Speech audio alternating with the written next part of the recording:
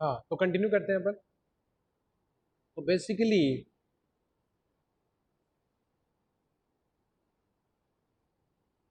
हाँ इस एग्जाम्पल की बात करते हैं। तो देखो इसको ढंग से अपन समझते हैं कि इसका मतलब क्या है।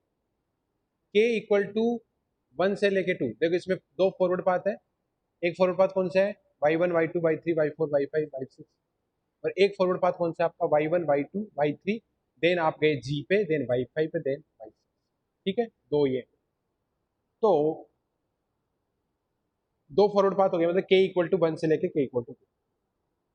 P1 की वैल्यू निकालते हैं। तो P1 क्या होगा, तो देखो पाथ क्या है, फॉरवर्ड पाथ क्या है, the path that exist from input node to the output node, forward path हो गया। अब इसके अंदर फॉरवर्ड पाथ कौन कौन से हैं, देखो दो हैं। एक है आपका P1 की वैल्यू क्या है, ए बी सी डी ई, क्योंकि ए बी सी डी ई एक फॉरवर्ड पाथ ये। दूसरा फॉरवर्ड पाथ क्या है, ए बी जी ई। कैसे है, ए से बी पे गए, देन जी पे गए और देन ई पे गए। तो ये हो जाएगा दूसरा फॉरवर्ड पाथ। यानी P1 पता चल गया, P2 पता चल गया। अब अपन इसके बाद में निकालते हैं वैल्यू डेल्टा। डेल्टा निकालना है तो डेल्टा क्या हो जाएगा, 1 - summation of single loop gain plus summation of two non touching loop gain minus summation of three non touching loop. तो पहले अपन सिंगल लूप फाइंड आउट करते हैं। तो लूप क्या होता है, लूप क्या होता है कि the path that start from one node and at ends at the same node. Loop का मतलब क्या होता है कि एक पॉइंट जहां से स्टार्ट किया वहीं पे जाके आपका एंड होगा, इसलिए इसको क्लोज पाथ भी अपन बोलते हैं।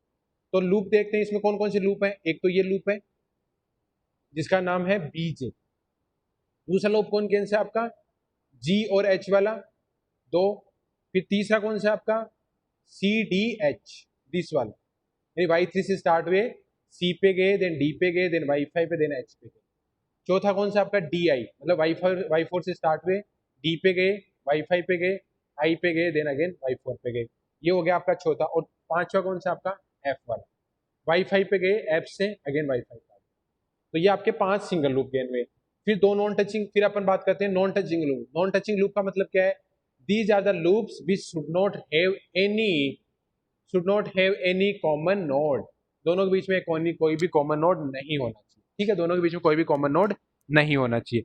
तो कॉमन नोड देखो, इसका और इसका कोई कॉमन नोड नहीं है, इसी तरीके से इसका और इसका भी कोई कॉमन नोड नहीं है। तो क्या हो जाएगा आपका, देखो नंबर ऑफ फॉरवर्ड पाथ आपके 2 हो गए दोस्तों। हाँ, नंबर ऑफ फॉरवर्ड पाथ आपके 2। एक बार थोड़ा रिपीट कर देता हूँ। फर्स्ट फॉरवर्ड पाथ का गेन कितना है आपका, A B C D E. Second forward path gain कितना है, P2 equal to A B G. Total individual loop कितने हैं आपके, 5। टोटल 5 है, देखो ये टोटल 5 लूप हैं आपके पास में। इंडिविजुअल है जो सिंगल है, मतलब किसी से उनका कोई भी रिलेशन नहीं है। तो number of two non touching loop, non touching loop कितने हो रहे हैं, दो दो दो नॉन टचिंग लूप है। नॉन टचिंग लूप कितने हैं आपके, दो।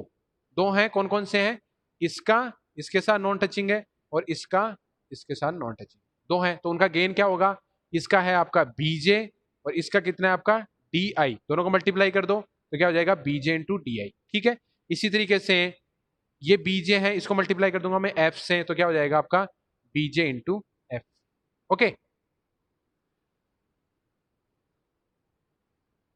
कभी कभी क्या होता है कि हाइयर नंबर ऑफ, मतलब हाइयर नंबर मतलब more than 2 non touching loop भी प्रेजेंट हो सकते हैं किसी, पर मैक्सिमम केसेस के अंदर 99% केसेस के अंदर आपको 2 ही नॉन टचिंग लूप मिलेंगे। 3 वाला बहुत रेयर केस होगा, और मेरे को लगता नहीं है कि आपकी एग्जाम के लेवल के बेसिस पे 3 नॉन टचिंग लूप का आएगा, बट हो सकता है, पर आपको कॉन्सेप्ट ध्यान होना चाहिए। अगेन अपन मेसन्स गेन फॉर्मूला की बात करते हैं। तो मेसन्स गेन फॉर्मूला में क्या है आपके, again C S upon R S equal to क्या है, summation of k equal to 1 to n P k delta k upon delta. P k P1 की वैल्यू पता चल गई, P2 की वैल्यू पता चल गई, डेल्टा पता चल गया। अब डेल्टा के क्या वैल्यू है, देखो डेल्टा के क्या है, डेल्टा के क्या है, डेल्टा ये है कि 1 माइनस, यानी डेल की वो वैल्यू जो, देखो डेल्टा तो आपको पता चल गया क्या है, 1 minus summation of loop gain, single loop gain, plus summation of two non touching loop gain, minus summation of non touching loop gain of 3 at a time. अब डेल्टा के क्या है, डेल्टा के क्या है, 1 minus loop gain which does not touch the forward path. ये तो बड़ी थोड़ी सी complicated चीज है, बट थोड़ा सा समझने की जरूरत है। और इसको आई थिंक मैं जो आपको एक न्यूमेरिकल कराऊंगा अगला वाला masons gain formula, I think कल या परसों के अंदर, जिसके अंदर मैं नॉन टचिंग लूप वाला एक एग्जांपल लूंगा जिसके अंदर ये डेल्टा के की वैल्यू आएगी। उसको मैं वहां पे समझाऊंगा कि डेल्टा के बेसिकली हो है क्या। आई थिंक इस पर्टिकुलर न्यूमेरिकल से आपकी चीज समझ में आएगी नहीं, मैं वो एग्जांपल लूंगा, उसके अंदर समझ में आ जाएगा कि डेल्टा के क्या है। तो अभी के टाइम में आप ओनली डेल्टा के को एक बार ये ध्यान रखो कि डेल्टा के जो मैं बता रहा हूँ उसको आप एक बार ध्यान रखो कि डेल्टा के वैल्यू या डेल्टा के की वैल्यू यहाँ पे 1 आने वाली है। क्यों आने वाली है वो नेक्स्ट क्लास के अंदर जब एग्जाम्पल आएगा तब मैं समझाऊंगा, है ना। तो यहाँ पे मैंने डेल्टा 1 है उसकी वैल्यू 1, डेल्टा 1 का मतलब क्या है, डेल्टा के की वैल्यू कहां से कहां तक वेरी हो रही है, के इक्वल टू 1 से लेके एन तक। तो डेल्टा 1 के इक्वल टू 1 के लिए, डेल्टा 2 किसके लिए होगा, के इक्वल टू 2 के लिए। जैसे P1 और P2 हुआ था उसी तरीके से डेल्टा 1 और डेल्टा 2 भी होगा, क्योंकि जब इसको आप ओपन करोगे तो इसको क्या लिखोगे, P1 delta 1 plus P2 delta 2। P1 आपको पता है, P2 आपको पता है, डी डेल्टा 1 की वैल्यू एक बार 1 मान लो और डेल्टा 2 है उसकी वैल्यू 1 मान लो। क्यों आई है उसका रीजन मैं नेक्स्ट क्लास के अंदर बताऊंगा विद एग्जांपल, अभी आप कंफ्यूज हो जाओगे, ठीक है। तो अपन वैल्यूज को पुट करते हैं। तो C S upon R S, देखो फॉर्मूला क्या था आपका, C S upon R S equal to delta k summation of k P k delta k upon delta. तो इसको क्या लिखता हूं मैं, P1 delta 1 plus P2 delta upon delta. P1 की वैल्यू क्या है आपकी, P1 की वैल्यू पुट करो आप, P1 की वैल्यू है ए बी सी डी ई, ठीक है। P1 डेल्टा 1 की वैल्यू क्या है, मैंने अभी बोला डेल्टा वैल्यू के लिए एक बार 1 मान के चलो तो 1, A B C D E into 1 करोगे तो ए बी सी डी ई आना चाहिए प्लस, क्योंकि प्लस क्यों लिख रहा हूं मैं, ये है P1 delta 1 plus P2 delta 2, तो मैं P2 डेल्टा 2 लिखूंगा। तो P2 की वैल्यू लिखता हूं, P2 की वैल्यू कितनी है मेरी, A B G E, second forward path का gain, A B G E into into क्या है मेरा, डेल्टा 2 की वैल्यू भी क्या है मेरी 1, डेल्टा 2 मैंने क्या माना है 1। तो एबीजीई को मैं 1 से मल्टीप्लाई करूंगा तो अगेन क्या आ जाएगा एबीजी, मतलब P1 delta 1 plus P2 delta 2 की जो वैल्यू थी, P1 delta 1 plus P2 delta 2 की वैल्यू थी वो किसके बराबर आई है आपकी, A B C D E plus A B G E. Okay, ये ऊपर वाला यानी मतलब जो अंश वाला पार्ट था या न्यूमरेटर वाला पार्ट था वो आपको होपफुली समझ में आ गया। अब अपन करते हैं डिवीजन और उसके बाद में करते हैं डेल्टा। तो ये डिवीजन आपका आ गया यहाँ पे, ये डिवीजन डिवाइड बाई दिस, इसको देखते हैं। तो फॉर्मूला क्या था आपका, फॉर्मूला था दिस इज, डेल्टा की वैल्यू क्या है 1 minus loop gain summation of loop gain individual, summation of individual loop gain क्या क्या थे आपके, that is BJ plus GH plus CDH plus DI plus F. तो देखते हैं, देखिए वही आ रहा है कि नहीं आ रहा है, अभी चेक कर लेते हैं। तो ये आपका फॉर्मूला था, इसके अंदर देखो क्या आ रहा है 1 माइनस सिंगल लूप गेन, ये सारा का सारा समेशन, पांचों के पांचों जो सिंगल लूप है उनका समेशन आ गया, minus summation of B J plus J H plus C D H plus D I plus F.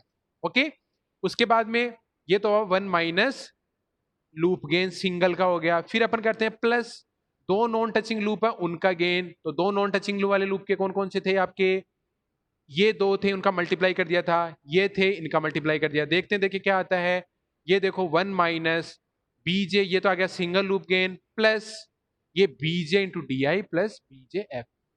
Okay, minus again अपन करते हैं माइनस, देखते हैं क्या है माइनस, क्या है आपका non touching loop gain taken 3 at, मतलब 3 नॉन टचिंग लूप है उनका गेन। यस, हम हो सकता है लेकिन इस पर्टिकुलर एग्जाम के अंदर तीनों नॉन टचिंग लूप का कोई भी गेन नहीं है, मतलब कोई ऐसे लूप है ही नहीं जो तीनों एक दूसरे से टचिंग नहीं कर रहे हैं, कहीं ना कहीं एक दूसरे टच करें, मतलब यहाँ पे कोई लूप है ही नहीं ऐसा जो प्रेजेंट हो तीन नॉन टचिंग लूप वाला।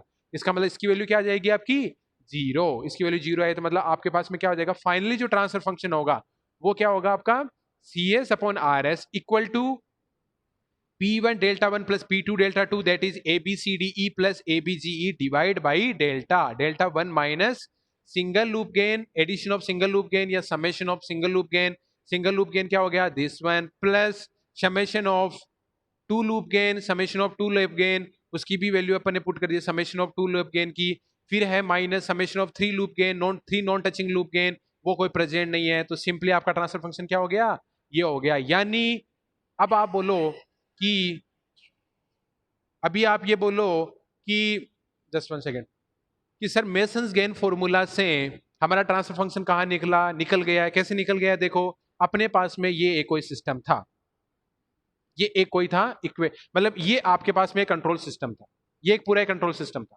इस कंट्रोल सिस्टम का उन्होंने ये बोला कि आप इसका ट्रांसफर फंक्शन निकालो। तो नॉर्मली ट्रांसफर फंक्शन निकालोगे तो आपके पास बहुत भारी काम हो जाएगा, इसका ट्रांसफर फंक्शन आप नॉर्मल मेथड से निकाल नहीं सकते। तो हमने क्या किया, मेसन्स गेन फॉर्मूला लगाया, मेसन्स ने अपना गेन फॉर्मूला दिया P k delta summation of k equal to 1 to n P k delta k upon delta, हमने वो फॉर्मूला यूज किया P1 P2 इनकी वैल्यू निकाली, डेल्टा 1 डेल्टा 2 की वैल्यू निकाली, डेल्टा की वैल्यू निकाली, और जब उसको इक्वेशन में फाइनली पुट किया तो हमारा जो ट्रांसफर फंक्शन निकला वो क्या निकला, ये निकला। यानी कितना ही कॉम्प्लिकेटेड सर्किट क्यों ना हो, अगर आपको मेसन्स गेन फॉर्मूला आता है तो आप उसका ट्रांसफर फंक्शन बहुत ही इजी तरीके से निकाल सकते हो। अब देखा जाए तो ये जो डायग्राम है that is very much complicated, क्योंकि कितने लूप हैं इसके अंदर, अगर नॉर्मल इक्वेशंस लगाओगे, नॉर्मल मेथड निकालोगे, you never find out the transfer function of this particular given control system. But if you use the Mason's-Gain formula, and if you have enough knowledge about the terminology which is used in that Mason's-Gain formula, then easily you can find out the transfer function of any complicated given control system. Hopefully ये चीज समझ में आई होगी।